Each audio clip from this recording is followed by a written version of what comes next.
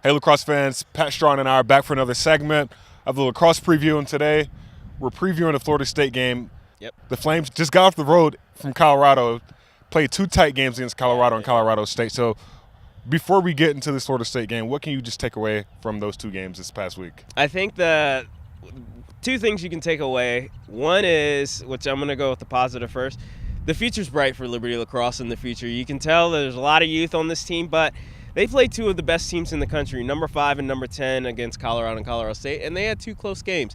They were up at one point against Colorado, and then unfortunately let Colorado have a surge of goals come against, and eventually they couldn't mount a comeback big enough to lose 2016. And then, again, they went down big time against Colorado State, came back, tied the game up, and then lost in a heartbreak in the dying seconds against number 10. So you can tell the future's still bright for this team because they are a young squad. But I think another big takeaway you can take, inconsistency. Got to learn to play a full game because good start against Colorado, and then unfortunately let that surge happen later on in the game and against Colorado State. Slow start, but then you had your surge. So they can put together a full 60. You're going to see a much better output coming from the Flames this coming weekend. And Florida State, they're a really good team coming in. And with the Flames having the success this past week, do you think it will be a step down if they don't play to the level of competition this week at all? Well, yeah, I think it would, because Florida State, it's a rivalry game, so you always want to play big for your rival. But I think also these guys, what kind of systems they like to run. I mean, they're headed by their three-headed attack, and Schwartz, Goodman, and Lundqvist, these are all three guys, prolific scorers, should all be all-conference honorees from this attack unit from the Seminoles. So you definitely want to target them as they lead the way. But, yeah, I mean, this is a team that you have the skill set and capable of beating. You guys have proven that, hey, we just played the number 10 and number 5 team in the country on the road with a different climate change, elevation change, all these different factors playing into it, and we played to their level, even with a little bit of inconsistency play. So now we're back at our home turf, got a week to prepare.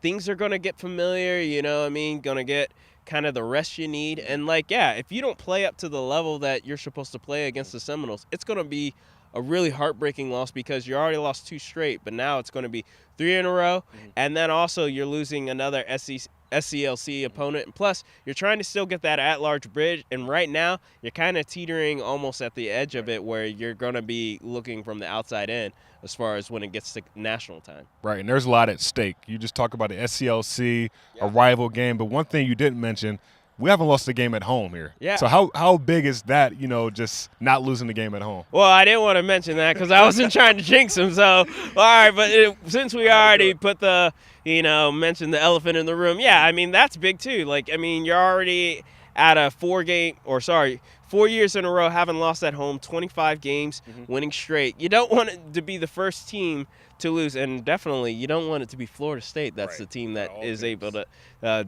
break the streak. And Florida State, obviously, they're looking to play spoiler to the Flames. So, yeah, but absolutely, you want to continue to defend your turf the way you have over the last few years, and then, just come out with a good win, especially with it being so close to Seafall, too. And even though we lost this past week, how big was it for those freshmen to just step up, Caleb Britt and those guys to step up and play some key roles against major teams? Yeah, I think the Britton brothers, Caleb and Eli, they both played fantastic out there. I mean, both are going to be two of the future attack. I think it's going to be those two along with Sam Gregory for next year. With Lombardozzi, he's kind of mentoring all three of them as far as showing them what they need to do because they're the future for this attack unit. But I think it was just good for the young guys to get things going. Also, another young guy in the midfield, Carter Elliott. Brett Bernardo's talked about him. I mean, he looks like a stud. Looks like a younger Brett Bernardo because they're wearing the same number. Yep. So, I mean, he's going to be a phenomenal player, I think, in the future. Also, Derek Ash. You got your face-off specialists that are coming. Well, who's going to be the guy in net? Is it going to be Reynolds or Harriman? I still believe it's going to be Harriman, but absolutely, definitely could see either way because Reynolds did come in to relieve Harriman in that Colorado State game. So, I mean, there's just a lot of bit of unknowns still for this team.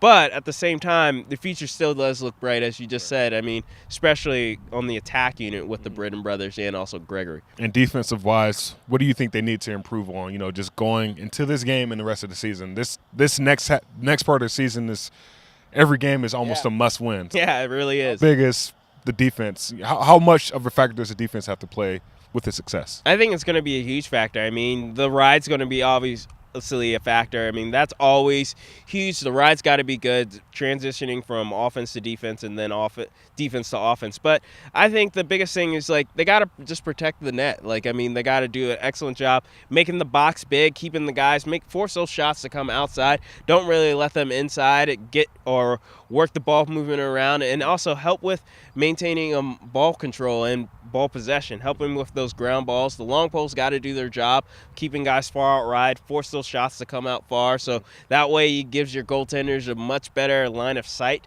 to be able to see and make more of a play on saves. And also just consistent play. You got to be able to show, don't let the kind of floodgates that we saw. I mean, there was an 8-0 run with Colorado State at the first quarter that kind of spelled to the Flames' doom because they had to play catch-up for the rest of the game. And then against Colorado, there was, I believe, 9 or 10 goal run as well. Yep. So, I mean, it's just consistent play. You got to be able to play consistently on a defensive end and not allow that outport of goals to come forth to kind of give not only your defense a break, but also get the ball out of there and then transition it back to offense. Got to have the ride to be more fluent as well.